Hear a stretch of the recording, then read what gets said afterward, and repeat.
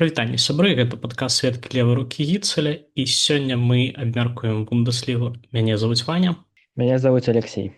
і мы пачнем знізу ўверх. Размаўляць будзем толькі пра тыя каманды, якія штосьці могуць, таму што пра ўсе 18 будзе складана. І я прапаную пачаць з каманд, якія ідуць 8 і 7. Наконт Мельзунгена ёсць пытанне ў сэнсе таго, што ў іх насамрэч велізарныя праблемы са складам, і яны, я б нават сказаў, цудам знаходзяцца так высока, таму што толькі траўм, колькі ёсць у іх, мне падаецца, даўным-даўно ўжо нікога не было. Таму я іх бы чакаў каля 8 месца і па выніках сезона, таму што мне падаецца, што іх глыбіні проста не хопіць, каб вытрымаць. Так, там людзі вяртаюцца паціху, але ім трэба набраць форму. А наконт Райан Лёвена, мне шчыра гэта каманда вельмі падабаецца. Вось я паглядзеў там, мне падаецца, 6 ці 7 нават гульні іх. І ў прынцыпе амаль ва ўсіх гульнях яны паказвалі вельмі добрую абарону і цікавую атаку. Таму тут насамрэч прыйшоў новы трэнер, ставіць цікавую гульню, таму вось на іх пазітыўна гляджу і ў прынцыпе лічу, што яны пазмагаюцца за еўракубкі дакладна. Вось так.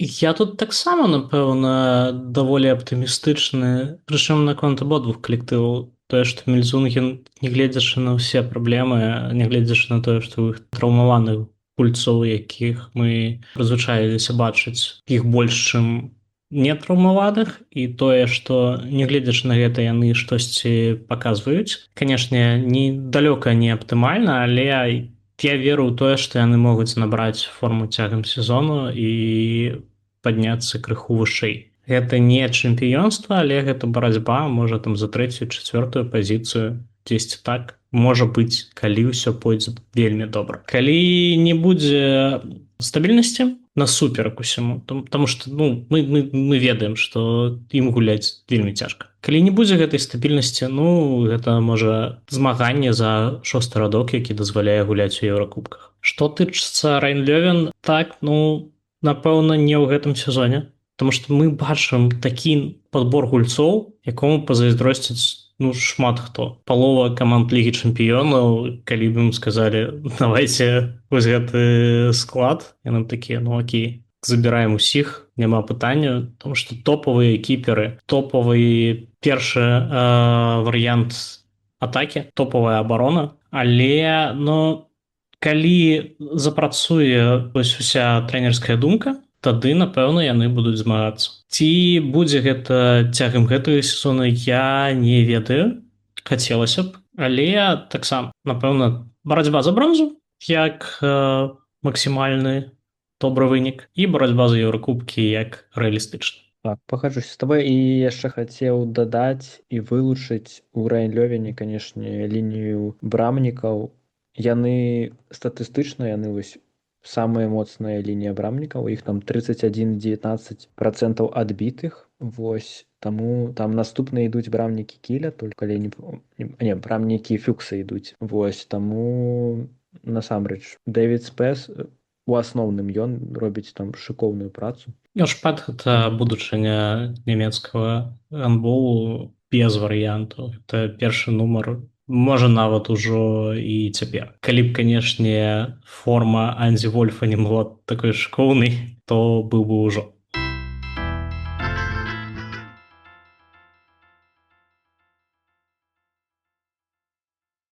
Далей я хачу паразмаўляць пра дзве каманды, якія знаходзяцца вышэй, чым мы маглі чакаць ад іх. Гэта Лемга і гэта Гумерсбах. Ці бачыш ты, што яны застануцца на тым жа ўзроўні, на якім яны гуляюць цяпер? Пачнем з Лемга. Мне падаецца, што ў іх быў дастаткова лёгкі графік. Яны яго вельмі добра прайшлі. Яны прайгралі Магдебургу у першым туры, калі я не памыляюся, згулялі ўнічыю з Гамбургам. Вось астатнія гульні гэта перамогі. Перамогі ў асноўным упэўненыя. Вось. Але гулялі яны не з камандамі топ-5, умоўна. І таму я ад іх чакаю, што яны, магчыма, будуць змагацца за еўракубкі па выніках, але ёсць сумневы на гэты конт. У прынцыпе, Лемга заўсёды каманда середняк, і ў іх там залежыць ад сезона. Ёсць сезон лепшы, ёсць сезон горшы, але плюс-мінус у сярэдзінкі яны трымаюцца звычайна. Вось па гульні мне ж цяжка штосьці дадаць. Я бачу толькі, мне падаецца, 2 ці 3 гульні у іх. У прынцыпе, як бы вот сярэдняя каманда, я б сказаў. Ну і вось вышэй 10 месца дакладна, я думаю, у гэтым сезоне. Ці будзе там 5, ну будзе супер складана. Я тут пагаджусь наконт Лемга, таму што гэта ўпэўнены серадняк, які бярэ сваё, і гэта не кожны серадняк можа рабіць. У іх гэта атрымліваецца. Вызначальным будзе тое, як яны будуць гуляць супраць моцных каманд, супраць каманд, якія маюць лепшы склад, чым іхні. І вось тут могуць быць праблемы, таму што няма таго ростару, які мог бы прэтэндаваць на штосьці. Але так, за еўракубкі змагацца будуць, на маю думку. Ну вось Губерсбах насамрэч для мяне вось гэта тая каманда, за якой мне вельмі цікава назіраць у гэтым сезоне. І мінулым таксама было цікава, але ў гэтым стала яшчэ больш цікава назіраць. Вось мне яны вельмі падабаюцца, мне падабаецца тое, во што яны гуляюць, тое, як кірую камандай Сігурдсон, і ў прынцыпе, як гэта каманда выглядае, якія ў іх ёсць гульцы. Вось яны дастаткова моцныя ў абароне і вельмі моцная лінія брамнікаў таксама. Яны вось па працэнтам сейва ідуць трэція статыстычна з усіх каманд Бундеслігі. Пры гэтым яны і ў атацы займаюць там трэці радок, мне падаецца, ці чацвёрты радок там зверху па рэалізацыі кідкоў, што таксама паказвае моц каманды.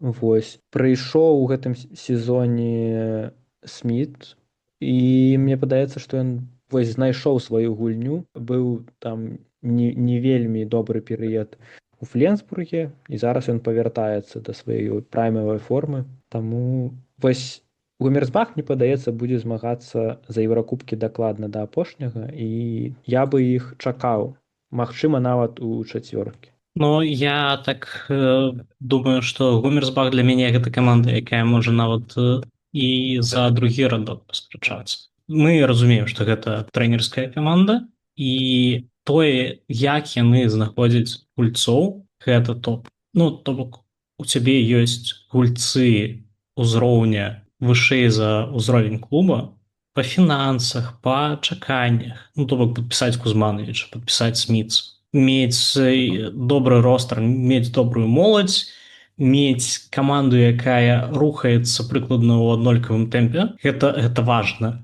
Тое, які гандбол ставіць Сігурдсон, там важна, каб яны добра паміж сабой ладзілі. І ў іх ёсць гэтае паразуменне, усе цаглінкі ўстаюць у адзін радок, там ніхто не выпадае, і таму гэта працуе.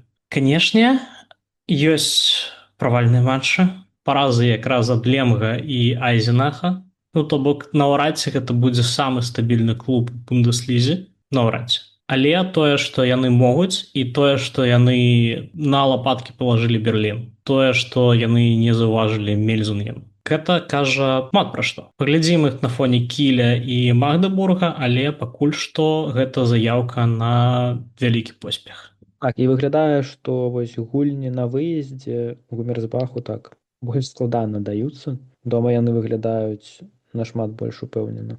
Ну, быццам бы гэта Берлін некалькі гадоў таму.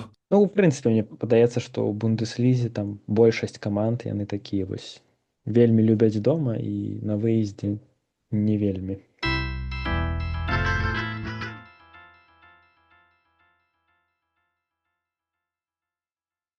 Я прапаную перайсці да каманд, якія гулялі сёння. Мы записываемся акурат пасля паўночнага дэрбі, дзе Фленсбург перамог Кіль і абышоў Кіль у табліцы, стаў першым на прамежкавым гэтым этапе. Як табе дэрбі, як табе клубы, якія, на твою думку, у іх максімумы? Ну, так, адразу па гульні. Мне гульня... Я кайфануў ад прагляду, ў прынцыпе. Таму гульня мне вельмі спадабалась. Атмасфера, заўзятары шыкоўныя. як бы гульня была хуткая, усё як мы любім. Вось таксама па гульні скажу, што прынцыпе Ленсбург мне у абароне вельмі моцна выглядаў. У другім тайме Мёллер вельмі дапамог. У Кіля былі добрыя моманты сёння. Я вось пасля 15 хвіліны першага тайму яны там перарабілі абарону і выйшлі там 5-1 з дубнікам і быў лік 12-11 на карысць Фленсбурга, а пасля гэтага яны пайшлі на перапынак ужо калі вялі ў ліку +3. А вось у другім тайме абарона Кіля зусім дрэнна выглядала. Яны яе спрабавалі змяняць, нічога не атрымлівалось. Фленсбург спрабаваў гуляць хутка, і ў абароне Фленсбург дакладна дадаў, а ў Кіля чамусьці атака проста стала і выглядала зусім пасіўна. Таму вось у выніку лічу, што заслужана Фленсбург перамог і здабыў 2 ачкі ў табліцу. А агулам па сезону мне дакладна Фленсбург падабаецца больш. У іх у першых 2 турах былі нічыі, вось яны там страцілі поінты, а потым не без праблемаў разбіраліся ў асноўным з усімі камандамі. Вось гэтыя 2 нічыі яны як бы кажуць, што не ўсё так добра з камандай з аднаго боку, а з іншага боку, калі там паглядзець статыстыку, то праблема відавочная была ў гэтых гульнях, тое, што брамнікаў нібы зусім не існавала. Яны там выдалі там менш 15% сейваў, ну а гэта для такіх брамнікаў, якіх мае Фленсбург, гэта ну зусім дрэнна. А далей ужо як бы пасля гэтых першых 2 гульняў у Фленсбурга праблем, мне падаецца, не было. Ну і сёння таксама. Так, была складаная гульня, але выглядала, што яна збольшага праходзіла там пад кантролем Фленсбурга. Наконт Кіля, што сказаць, для мяне яны 4-я каманда у Бундеслізе па сіле на сённяшні момант. Мне не падабаецца тое, во што яны гуляюць. Я ў прынцыпе не разумею і да гэтага моманта, чаму Філіп Іха яшчэ з'яўляецца галоўным трэнерам. Лічу, што каманда пакуль па-першае, у іх не было моцных супернікаў. Сёння быў першы Фленсбург і яны адразу прайгралі. Каманда выязджае на Андрэасе Вульфе і на Скіпаготу, які праводзіць, мне падаецца, супер шыкоўны пачатак сезона. Уся атака Кіля будуецца толькі вакол яго, і як толькі ён там прысаджваецца на лаўку, альбо ў яго ёсць якія-то праблемы, там ён робіць 1-2 страты, то ўсё, Кіль развальваецца. І гэта было нават відаць у гульнях з больш слабымі супернікамі, што атакі без Скіпаготу проста не існуе. І я не ўпэўнены, ці зможа ён увесь сезон пратрымацца на такім узроўні. І таксама яшчэ ў мінус Кілю гуляе тое, што Эміль Мацан атрымаў траўму і да канца сезона выбыў. І мне падаецца, што гэта велізарная страта менавіта для атакі, якая фактычна трымалася апошні час проста на індывідуальнасць. І яны страчваюць там альбо першага, альбо другога лепшага атакуючага гульца. Ну вось неяк так. Ну, давай по парадку. Па матчу. Ты вельмі трапна сказаў, што Кіль без Эліаса Шапаготу гэта адзін Кіль, і Кіль з ім у форме гэта іншы Кіль. Тое, што зрабіў Паевіч у перапынку, гэта ён скарэктаваў абарону так, каб выходзілі на Шапаготу, каб ён зрабіў некалькі страт, а далей у яго не пайшло ўвогуле ніяк. І калі мы кажам пра гэты Фленсбург вельмі добры. Ну, то бок, на пачатку сезона былі праблемы, а вось на дадзены момант яны разагналіся на той узровень, дзе ім не страшны ніхто. Мне нават было б цікава паглядзець, што было б, калі ў наступным туры яны гулялі, напрыклад, з Магдабургам. Ці маглі б яны пабіць, і я б тут нават не ведаў бы, на каго ставіць.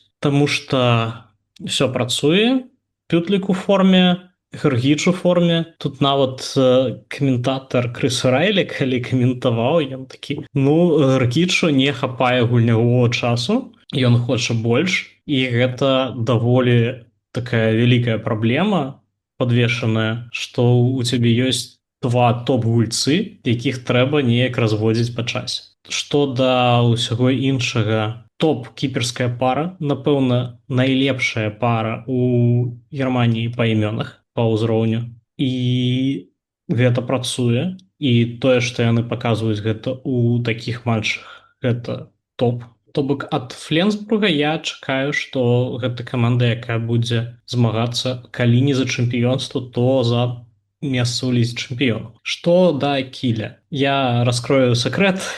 Мы чакалі, калі Кіль згуляе ўжо з кімсьці свайго ўзроўня, каб запісаць гэты выпуск, таму што не было зразумела, што сабе ўяўляе гэты Кіль. Таму што яны быццам бы і набіраюць пункты, але выглядала гэта так, што ёсць два чалавекі, якія робяць усё. І калі твой супернік гэта не топ, калі твой супернік гэта серадняк, то гэтых двух чалавек хапае з вялікім запасам. І мы, напэўна, пабачым яшчэ, што хтосьці з іх будзе здаваць. У гэтым плане вельмі дрэнна, што Гансала Перес де Варгас яшчэ лечыцца пасля траўмы, таму што другі нумар цяпер гэта малады кіпер Новатны. Ён добры. Ён сёння выйшаў у канцоўцы і выглядаў няблага, але гэта ўсё яшчэ не той узровень. Яму яшчэ проста досведу не хапае гуляць такія матчы. І, канешне, паглядзім, хто будзе замест Мацана. Там ходзяць шуткі, што як вырашаюцца ўсе праблемы ў Германіі. Давайте возьмем каго-небудзь з Гудме на месца іншага гульца, які прыйшоў з Гудме.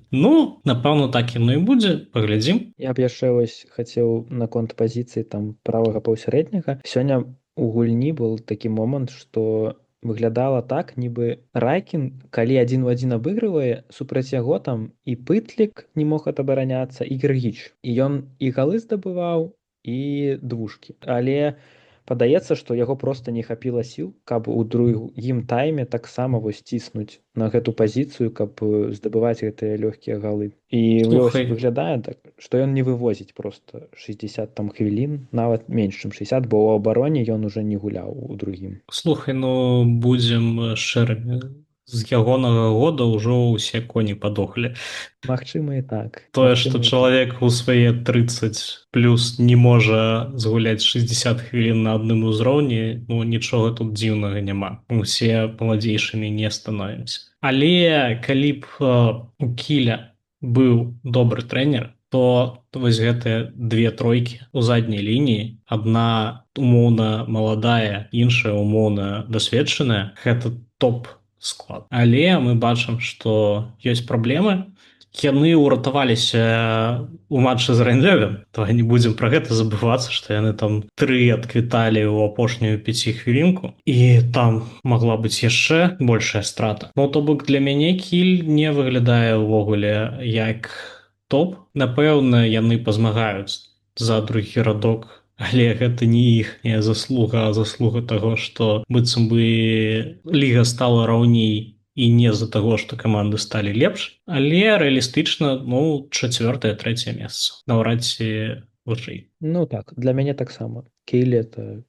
я б вышэй там 3-га іх дакладна не паставіў. Тут пытанне ў тым, што будуць рабіць іншыя, таму што да іншых таксама ёсць пытаннічкі.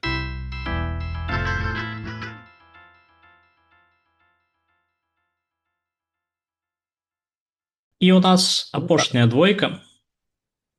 Гэта мінулагоднія чэмпіёны і віцэ-чэмпіёны. І пра іх мы казалі ўжо шмат, але што мы можам пра іх сказаць у разрэзе Бундеслігі? Пачнем з каго? З Берліна давай. Давай па адной. Давай Берлін. Так, давай. Для мяне Берлін хутчэй за ўсё ў гэтым сезоне не прэтэндэнт на чэмпіёнства. У асноўным з-за таго, што яны ўжо страцілі 4 ачкі і далей яшчэ будуць складаныя гульні, і лаўка у Берліна, я ўжо казаў, мне падаецца, яна зусім слабая, у сэнсе проста колькасці нават людзей. І ўвесь сезон з такой колькасцю людзей, якой вы гуляеце, пратрымацца ў такім турніры, як Бундесліга, мне падаецца, амаль нерэальна. Вось. І для мяне вось гэта галоўная праблема Берліна. Таму ну і канешне і тое, што яны змянілі трэнера, это праблема нумар два у прынцыпе. Наўрад ці гэта супер уплывае на гульню, але гэта я ўпэўнены, што гэта паўплывала на вынікі тых гульні, які яны прайгралі. Таму вось у прынцыпе асабліва больш мне няма што дадаць. Каманда моцная, гульцы шыкоўныя, але гэта ўсё ж такі там 7 чалавек, там 8 і далей там ужо праблемы. Ну, я, можа, не пагаджуся з тым, што 7-8, хіба, напэўна, больш. Я пагаджуся з тым, што я не бачу Берлін чэмпіёнам у гэтым годзе ні ў якім разе, таму што просто каб стаць чэмпіёнам, Берліну трэба стабільнасць. Гэтай стабільнасці ў іх няма і не будзе. А таму што гэта была каманда цалкам залежная ад трэнера, тое, што яны робяць у дадзены момант, гэта по вялікаму рахунку гэта інерцыя яшчэ часоў Зіверта. Я не бачу, як Крыкау змяняе гэтую каманду. Трэнер гэта пазіцыя намінальная ў гэтым Берліне, на маю думку, таму што ну, мы не бачым. Калі ты паглядзіш тайм-ауты, якія бярэ Крыкау, ну гэта нейкі сорам. Гульцы робяць выгляд, што яны яго слухаюць, ён робіць выгляд, што ён ім штосьці кажа. Я не ведаю навошта. Тым не менш, у нас ёсць такі феномен, як гульцы, якія растуць. Там у мінулым сезоне мы пабачылі Фрайхофера, які стаў топ-гульцом, Ланхофа, які замяняў Ласа Андерсона, калі той вылецеў увогуле на тым жа ўзроўні. У гэтым сезоне мы бачым Ласа Людвіга, які ўжо выглядае на ўзроўні прыкладна тым жа, што і Дэян Міласлаўлю. Але гэта рух насустрач, таму што для мяне Міласлаўлю ну так здае крыху, а Людвіг дадае якраз. І гэта яшчэ адна праблема. Таму што мінулагодняе чэмпіёнства гэта Дэян Міласлаўлю, які робіць цуд, і каманда, якая гуляе так, як ад яе чакаюць. Калі б не было ось першага складніка, то яны не былі б чэмпіёнамі. У гэтым годзе я не бачу, хто будзе рабіць гэты цуд. Таму гэта па вялікаму рахунку барацьба за месца ў лізе чэмпіёнаў. Напэўна, з Фленсбургам, можа быць, з Кілем. Кіль могуць прайсці, з Фленсбургам будуць вялікія праблемы. Вось вельмі вялікія праблемы. І таму пабачым. Так, з табой пагаджуся цалкам, што вось галоўная барацьба будзе паміж Фленсбургам і Фюксам за другі радок. Вось таму да, будзе цікава паназіраць за гэтым усім. Ну але на сённяшні дзень для мяне вось я бы Фленсбург паставіў вышэй закон таго, што мне падаецца у іх склад больш роўны, больш гульцоў якасных. І вось гэтая ратацыя, мне падаецца, вось доўгі гэты сезон вытрымае нашмат лепш. Ну і ў прынцыпе, вось калі там статыстыку глядзець, то ў Фленсбурга выглядае так, нібы гэта лепшая абарона, таму што яны там ужо там за 8 гэтых тураў зрабілі 22 перахопы і 27 блокаў паставілі. Пры гэтым ну там блізка ні адной каманды нават няма, таму цэнтр вось абароны Фленсбурга шыкоўны. Ну і брамнікі дапамагаюць. Яшчэ каляндар, потому што ім не трэба гуляць у лізе чэмпіёнаў.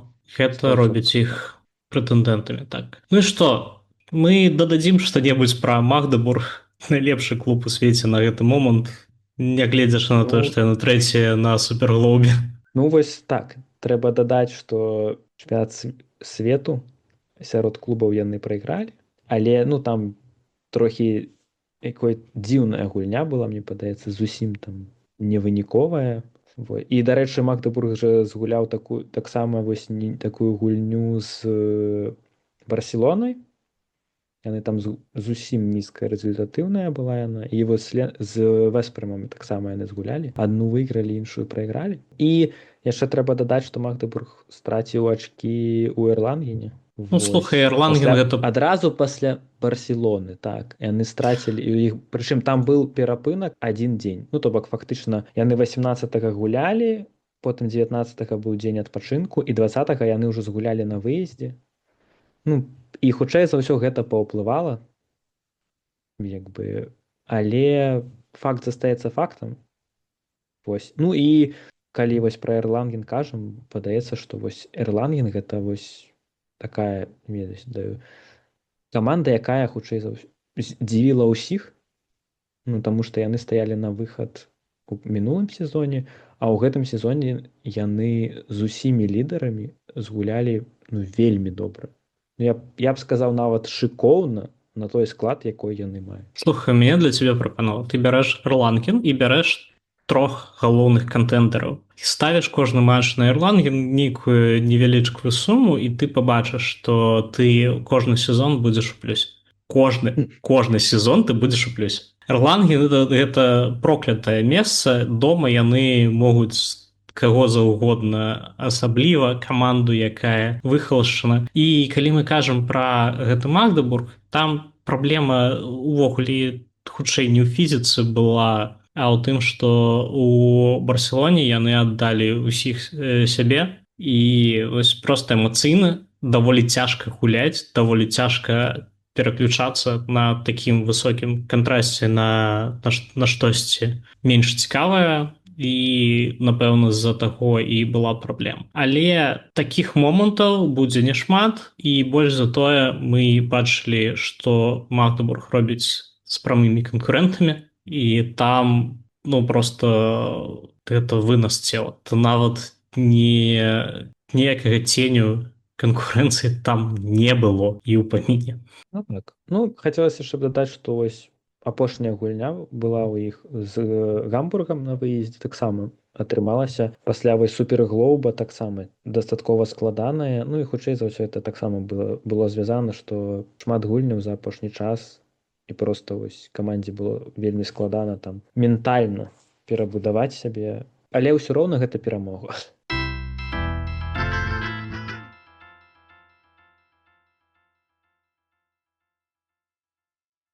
Ну што, я прапаную напрыканцы адказаць тройку, і штосьці падаецца мне, што яна ў нас будзе аднолькавая.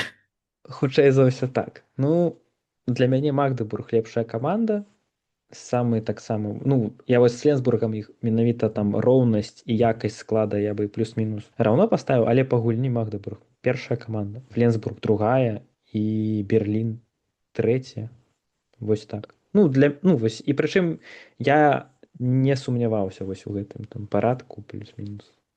Ну так, Магдебург, Фленсбург, Берлін, амінь, так яно і будзе. Чацвёрты хто?